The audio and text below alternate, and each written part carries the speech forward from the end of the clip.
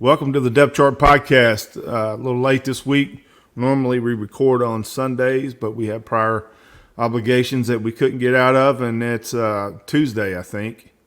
My name is Freddie Maggart. I'm your host. I'm joined by Andy Murray making his reappearance after some time away. Andy, man, where you been? It's good to have you Man, back. I've been on a football sabbatical. I've been all over the South watching center football and traveling, so it makes it hard on Sundays. Yeah. Nick, you're back. Are you back, or are you just making a special appearance for us? I don't know. We're figuring it out as we go. I still haven't caught up with what day of the week it is. So I'm glad you knew it was Tuesday. Yeah. We're in war mode right now, right? We're Yeah. changing diapers, dodging poop bullets. Yeah. It's a lot of fun right now. But it wasn't very fun Saturday night because I was ready to just shut my computer, turn off the TV, and go to bed at 10 o'clock, and still stayed up like a warrior and watched the end of that game and wrote about it. But wasn't very fun. Wasn't very fun. No, not fun at all. Kentucky, very disappointing performance. Andy at Knoxville, did not play complimentary football, and we've dissected this game a million different ways. From a former player's perspective, Andy, what was it like for you watching that game, and what's your take on UK's performance coming off a bye week against the number 3 team in the country? I really had high expectations going into this game just because I felt like our guys had something to prove with the South Carolina loss. I think they all realized that we can play much better. And I just felt like the table was set for us. It was a trap game for Tennessee. They got Georgia the week after. They're not going to give us any respect. We had every chance in the world to go in there and make a big play, and it just didn't happen. I mean, I thought, after the first drive that we scored on, we missed the extra point. I thought, this is playing just right to my script. We're going to run the football. We're going to keep their offense on the sidelines. And then from that point forward, we just never looked the same. And it's hard to explain because that drive told me they knew what they wanted to do, but then they just never got back to it. And, that's a tough place to play. There's no doubt. It was loud. Those guys they're on the biggest roll they've been on in 25 years. But man, that was just hard to watch. Very hard to watch. Offensively, Kentucky's averaging 17 points a game against Power 5 competition, Nick, and it's just been somewhat discombobulated, a little messy, a little sloppy, a little wobbly. After watching the tape again, there has been some criticism of Rich Cangarello, fair. There's also, take it the other way, some unfair because I was asking myself during the game, why doesn't Kentucky go deep more? Why this short passes and things of that nature? Then it dawned on me, Will Levis has taken a lot of hits, and maybe that's a product of not being able to block Tennessee's front seven combination. So looking back, Nick, there was no rhythm to this offense. What are the fixes in your opinion? I mean, we all have theories, but what are some things that Kentucky can fix prior to Saturday at Missouri? Let's start there. The thing is, it's less about losing and only scoring 6 points against Tennessee, and it's more emblematic of just what you've seen all year long with sloppy play, right? It just comes in different forms, right? Whether it be a pre-snap penalty, a drop pass, like that sloppy play, that's just kind of what we've come to know and love from these cats this year, right? There's been a lack of consistency, and that's what's been frustrating because this group should be scoring more points. First things first, maybe just go out of shotgun, right? Do the Joe Burrow thing this year. Instead of dropping him back to pass, shotgun just makes them take longer to get there, right? Like that's one thing you can do. I think another thing that sounds so boring and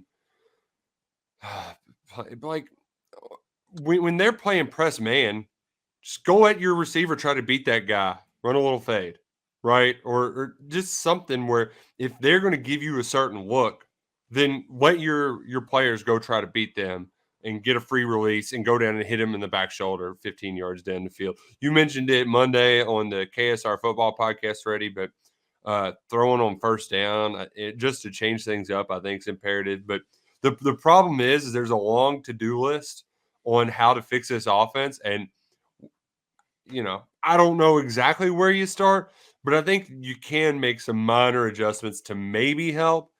But in the grand scheme of things, it has just been a big pile of stink the last few weeks.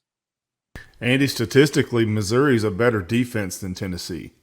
And Kentucky's going on the road to play there at noon, 11 o'clock local. A lot of signs aren't pointing in a good direction for this game. One position group, and for those new to the podcast, Andy Murray is arguably the best fullback in UK history back when teams played with fullbacks. But that position you played, Andy, and tight end, I thought if we're going to find some positives out of this, is Jordan Dingle and Josh Caddis played very, very good. And that's a bright sign for this team, is those two young tight end / fullbacks. What did you see of them? And then what's your take on this Kentucky offense through eight games? Well, I do love the tight end play. My only concern with what I saw Saturday night is there was too many times it seemed like we would be third and long or behind the chains, and we're trying to get those guys in, corner. Say it's 3rd and 8, 3rd and 9. We're trying to get the tight ends in these corner routes, and the only chance you have, in my opinion, of getting a 3rd and 8 or a 3rd and 9 conversion is some kind of quick hit, 5-yard slant to a quick receiver. To run a post route or a corner route with a tight end, when it's got to be a quick bang type play, I just don't think, and I felt like I saw that all night. They would be in 13 personnel, and they're trying to run this stuff. And then the commentators, Herb Street and those guys, were saying, well, 13 personnel is a huge NFL set. And the average guy watching the game doesn't have any idea what 12 personnel, 13 personnel, and all this kind of stuff is. But if you watch the NFL games yesterday, they get in that 13 personnel all the time, but then they got a one-on-one issue with the DB that they got a receiver that can beat across the field, or they can beat him down the field or whatever, and the NFL takes advantage of that all day. I didn't see us try to do that. Never once did I see us get our speed in the game. They never tried to take advantage of any of our speed guys Saturday night, and I just don't understand why not. It's baffling to me that we didn't take advantage of any of the speed on our team. And they tried to do it via screen pass, but could see it coming. Has Kentucky ran a jet sweep this year besides that first down run that Isaiah Cummings did? And that wasn't even to the fast guy. Can we just run a jet sweep to Barryon Brown? Actually, he did it once. It was a South Carolina game, and he went about 20 yards backwards. Well, and that right there is game planning. You're running a jet sweep with Isaiah Cummings. Not only is he the biggest guy in the backfield, everybody and their brother can see him coming. He's not the fastest guy on the team, and you're running jet sweep in the Southeastern Conference. It's just the planning and the game plan became a head scratcher the longer you watch this football game. And that was the most frustrating. And this is the first really game this year that I was able to just sit and watch every snap because I had the time to do it. I wasn't traveling. And it was just more and more over and over and over did I just see, like, it's almost like he called that play going, oh, I didn't realize Isaiah Cummings was in the game at slot. It's like there was just no rhyme or reason to anything we did on offense outside of the one scoring drive. I mean, everything else just kind of fell apart. Andy, it reminded me of Clayborn's offense a little bit. Run on first down, run on second down. If it's not there, then you're 3rd and 8, and you're against the ball there. I was just wondering why did we have so many different limits on our offense and handcuffs on us after 2 weeks of preparation? They had to have found some tendency in that defense that we could attack, and not once did you feel like we were taking advantage of any of Tennessee's weakness. I mean, they were the worst pass defense in the league, or one of the worst, going into that ball game, and we didn't expose anything, not one thing. and that just I tell that's a you, head scratcher. Tennessee, a tendency that Tennessee had, that's a tough thing to say. Tennessee tendency. Yeah, was heavy pressure coming downhill on first down from that defense. That's why Tennessee was only allowing 90 rush yards per game, is because with an offense like that, Tennessee plays complementary football. They can take chances and roll the dice, play man coverage, press them up there, bring the linebackers downhill to stop the run, to put Kentucky in pure passing situations, which happened. That was the tendency, and seems as if we ran into the boundary right into that twice in the red zone. It's just can it be fixed in 4 weeks? Can this thing start producing points? Can Kentucky get back to a little bit of the exciting play we saw early in the season, even though Kentucky has not scored over 31 points in 2022? Nick, can this thing be fixed? The hard part is who you got to try to fix it against, right?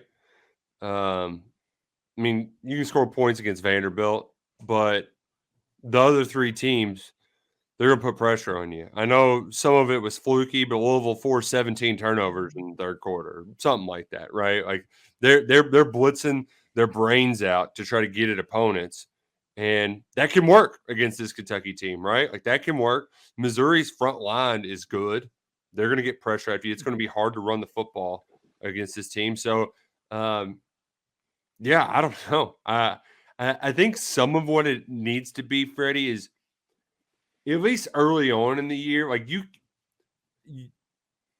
could see just get a couple first downs, right? Like you can't go 3 and out in 2 out of your first 3 possessions against Tennessee. And they weren't even moving the chain. You got to be able to move the chain some against these teams. I'm not, holding my breath for Georgia, but you got to be able to get some first downs to at least give this offense some advantageous field position. Because if they get the ball, you get a good return, right? You can get some short fields.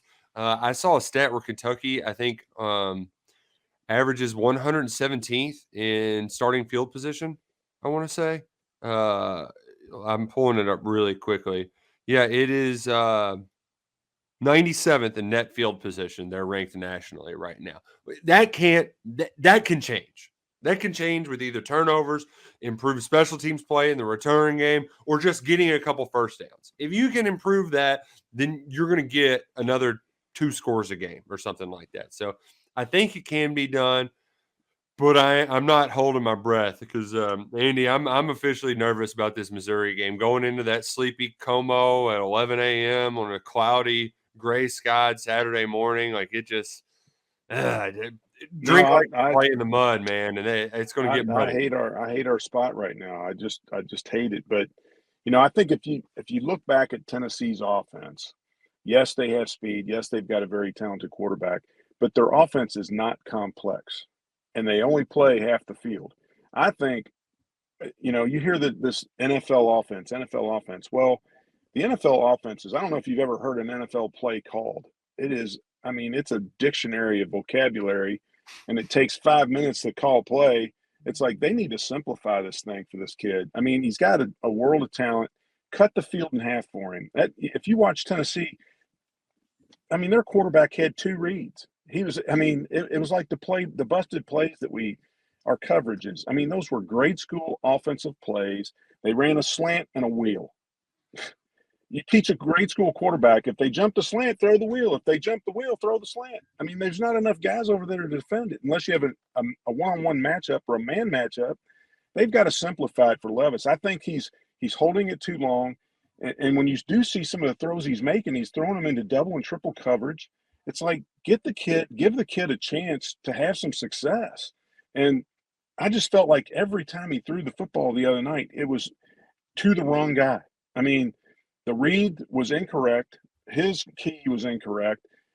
He probably had 3 and 4 options on most of those plays, which I don't care how good a quarterback you are. Watch the NFL. Those guys, they can't make 4 reads. There's only about 5 guys in the NFL that can make 5 reads in a passing tree. Simplify the game for the guy. He's got a ton of talent and give him some confidence. And this is the perfect team to get him some confidence. It's not the mental block. It's not a Georgia. It's not an LSU. It's Missouri. They hate us. They're like playing Indiana. I mean, go out there and have some guts. Simplify it for the kid. Let him have some success.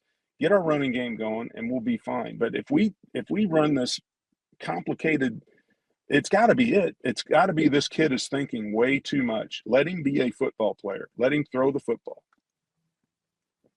Well, it's got to get fixed quickly because, like you, Nick, I'm not. This game has got me very worried. Let's move to the Kentucky defense. We talked a little bit earlier. Andy did. Two touchdowns were due to busted coverages. Yes, Tennessee does that to teams.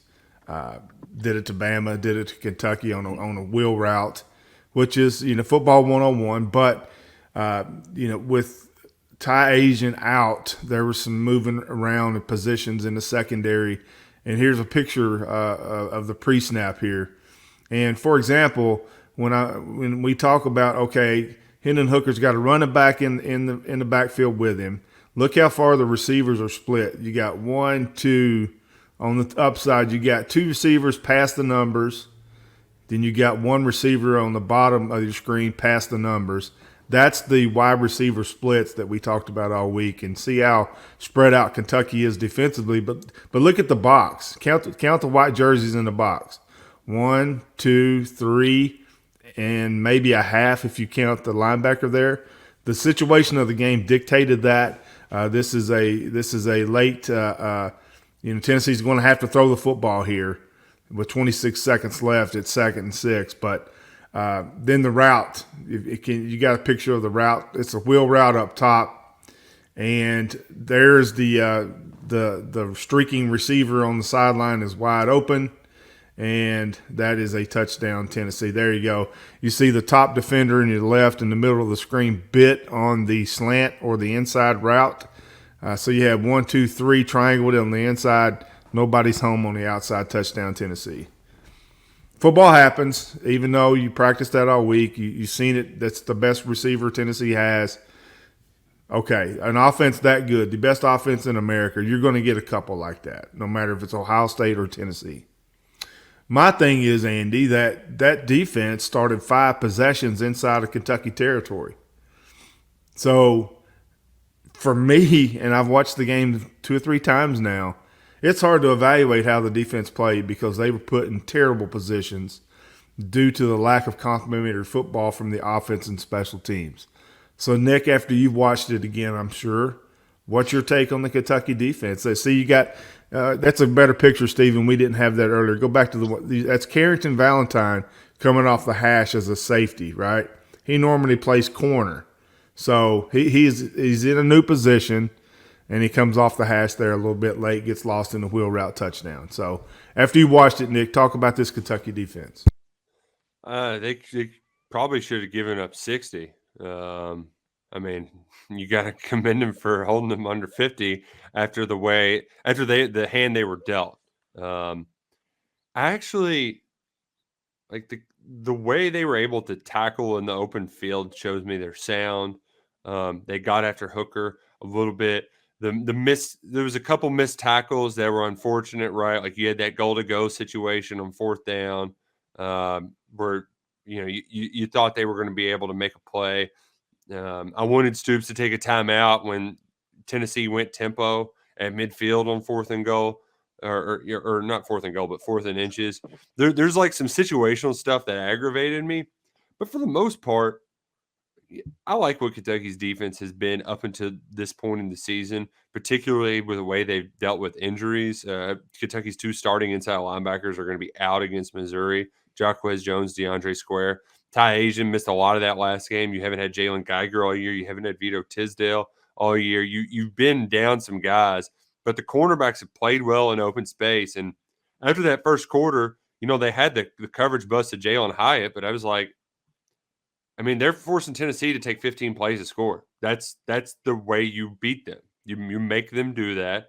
They made on their 3rd possession, they made them go long another time too. Like they were doing all the right things, but they didn't get a lot of help. So I'm not.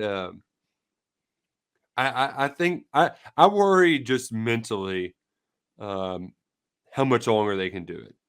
That's really what it is for me, because I'm sure, Andy, this happened all the time when you were playing. Where your one side of the ball was just dominating, but the defense couldn't get any stops, and you were getting mad at the defense because they weren't getting the job done. I'm being facetious, but that the offense defense button heads can be a real thing, and if they aren't getting much help, and this turns into a like the 2018 game down in Missouri, right, where Kentucky had 3 points in the first 35 minutes of that game, or first 45 minutes of that game, until Lynn Bowden got a return touchdown with 5 minutes to go. Like, the defense was playing perfect football, right? They were 15 straight 3-and-outs by that Missouri offense, and the Kentucky offense wasn't helping them none. I can see some friction building up there, kind of like watching my Pittsburgh Steelers right now, where it's just, what are you doing there, offense? You got to help them some.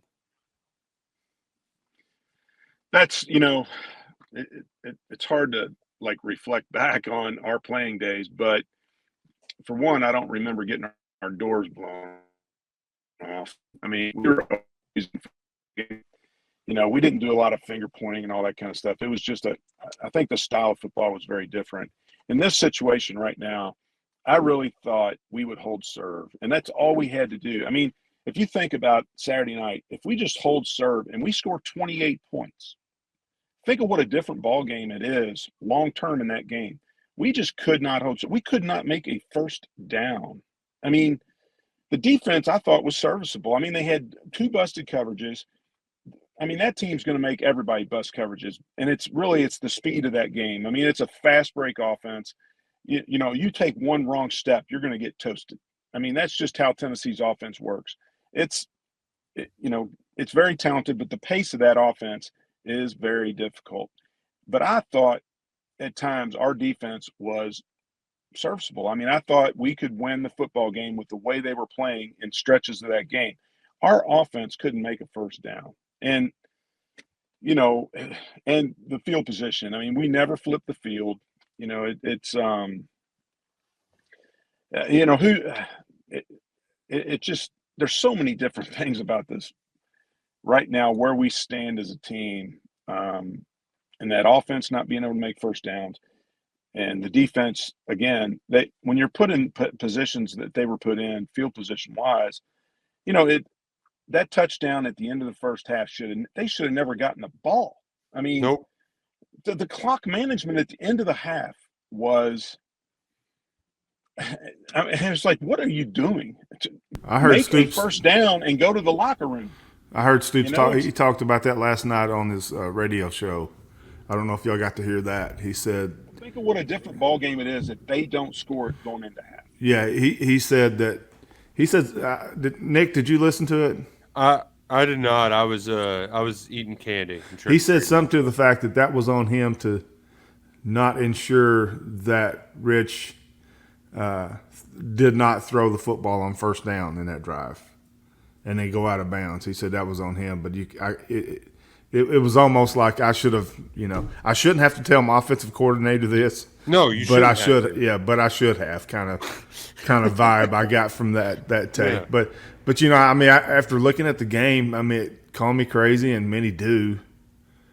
I thought the defense played good enough to win the game. I really did. They absolutely. I mean, just think about how they battled, man.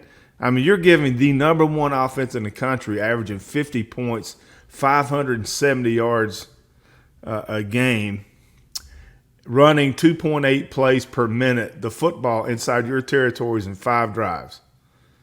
That's not complimentary football. Offense, Andy, 15% on third down.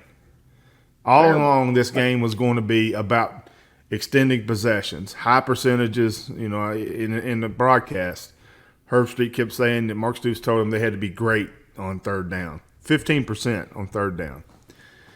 Ball game's over, and then special teams had 3 catastrophic plays, nearly 3, 2.5.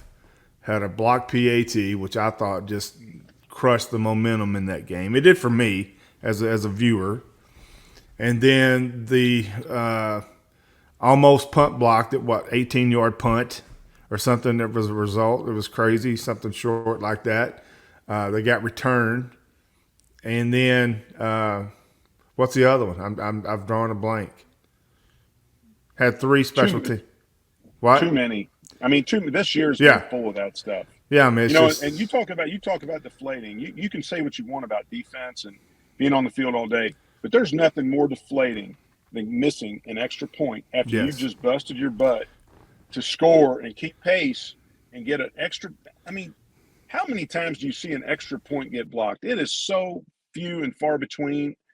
I mean, there was a couple times yesterday in the NFL games that you saw some, miscues on extra points, but it's like, you talk about deflating, man. I mean, you're going to the sideline now down 7-6, and your offense just took it down the field. That was like a 15 or 17 play drive, fantastic drive, and you can't finish the extra point. Yeah, I mean, yeah. Does it deflate your defense? It deflates your offensive line. It deflates your receivers. It deflates Levis. It deflates everybody. Fix it. Again, going back to the defense, I mean, giving up 44 points and saying that they play good enough to win, but that punt return resulted in Tennessee starting at the UK 12-yard line.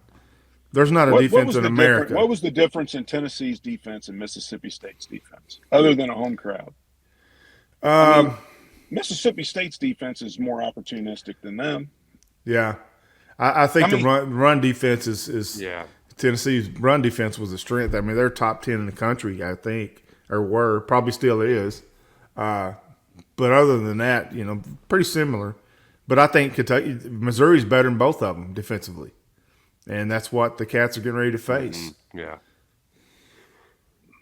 It's worrisome, but one way that I'm not going to be too worried, Freddie, is I'm going to be looking good in my KLW belt. Yeah. I know you'll be looking good as well. You'll be feeling good, look good, feel good, play good, pay good. The Kentucky football team, they should invest in some KLW belts. It's not an expensive investment either. When you visit klwbelts.com and use the promo code DepthChart, they will take care of you with free shipping on all web orders for their genuine leather belts. Outstanding products. I like the leather keychain too, Freddie. I know I'm getting older because my keychain's getting bigger, but I love the leather keychain. It's easy to hold on to. Throw it on the magnet on the fridge. I'm ready to rock and roll with KLW belts. You can also order them by giving them a call at 859-509-7816. No synthetics, padding, or backing. Just solid leather at KLW Belts, a Kentucky proud product. Andy, Nick, and I are going to have a bunch more chances to do this, but you're not in this arena. What happened Saturday in Missouri? Stoops has been backed into a corner a few times, and he's come out swinging. And, the last time we went over there, we got beat, but we had just beaten Tennessee. I think these guys do play better with their back against the wall for some reason. I think they coach better. But I think they'll be ready for Missouri. I've been a little ticked off all weekend and all day yesterday, but, Stoops does come out punching when he's backed in the corner. He's done it numerous times. He did it once already this year in Mississippi State, done it, right? Yeah. And it's and he's got good leadership on that team. That's it's not like he's got a bunch of guys he's constantly having to corral and get motivated. He's got a great group of leaders on that team, and hopefully they come out swinging. I mean, that's what it's going to take, and then move on from there. But it's a one-game season, in my opinion. I mean, they don't have to worry about anything else right now. They got to go play one football game if they want to keep their season on track to have a fairly decent outcome. Nick, what's your first take on Missouri here? It's going to be an ugly game, and I worry that Kentucky is going to make a costly mistake at an inopportune moment that gives them a short field and hands a bad offense easy points. Because this offense stinks, right? It's not great. Luther Burden, they have a couple guys that'll make big plays. I watched most of that Georgia game, and that's really the only way that they just had big plays with Burden and their running back, and that put him in position to win that football game. Up until they had a false start on the goal line, had to kick a field goal instead of score a touchdown, and then Georgia got some favorable calls down the stretch. But I think this defense is going to keep them around for a while, but I just don't know. I don't have enough trust in this offense and this special teams to be able to deliver a win. So I'm very worried that the wheels might fall off Saturday. But maybe I'm overreacting to the Tennessee loss. I hope that's what it is because you can get right in these final 4 games of the season, but you got to win. You got to score points and win football games. Concern I have, one of many that we'll discuss this week. This is a game that could come down to field goals, and their kicker stinks too, though. Yeah, but I mean, I just that kicking team, the whole operation, not just Matt Ruffalo, but snap, hold, kick, block. Because there's enough to go around on all of them. This is a game that could come down to field goals, and that's just something that Kentucky's not very good at right now. So we'll see. Well, gentlemen, thank you. Andy, closing words. We got to beat Kentucky. We got to quit beating our damn self. I mean, give ourselves a chance. Quit beating ourselves. I mean, we got to quit deflating and stupid plays. I mean, it's just we got to have a clean game. We play a clean football game, we'll run those guys out of there. But if we go in there and play sloppy like we've been playing, man, it's going to be ugly. Just play clean. Simplify the system for Levis. Give him half the field and let him sling it around and make those guys play on their heels a little bit. If we go in there and do what we've been doing, man, they're going to tee off on us, and it's going to be ugly. It's going to be a really deflating day for this program that's put so much time and effort into 10 years. So just don't beat Kentucky. That's all I got to say. Just don't let them beat us. Nick, closing arguments. And first of all, Andy made me aware of something before the show that your D-Cell Colts aren't having a good year. Did not know that. The year's already over. Everybody makes the playoffs except us, right? Like it's how bad it is. Yeah. Yeah, they had a couple close calls, but it was a rebuilding year. They played a lot of freshmen, so yeah, and the freshmen won some decent games. But yeah, it was a rebuilding year at best. Not great for the Colts. So hey, we'll be back though. Hey, basketball though, very good basketball team. Got some college recruits. So, well, we gonna make some basketball school jokes. I'm all here for them. Hey, my Simon Kenton Pioneers have got a doozy in week 2. They'll get through week 1 fine. They got a doozy in week 2. The Trinity Shamrocks are coming. Oh, well, come on. Listen, the time is now. They beat a good Woodford County team. Woodford County's good, and that was a big win. That's the best win they've had in a couple of years. And they've struggled the last couple of years, but they got a kid playing quarterback that's the real deal. They got a solid running back, and they got a couple of great linebackers. And in high school football, it don't take a whole lot more than that. So this is the year to get the rocks. The Trinity's struggled a little bit, so it'd be a big time up here.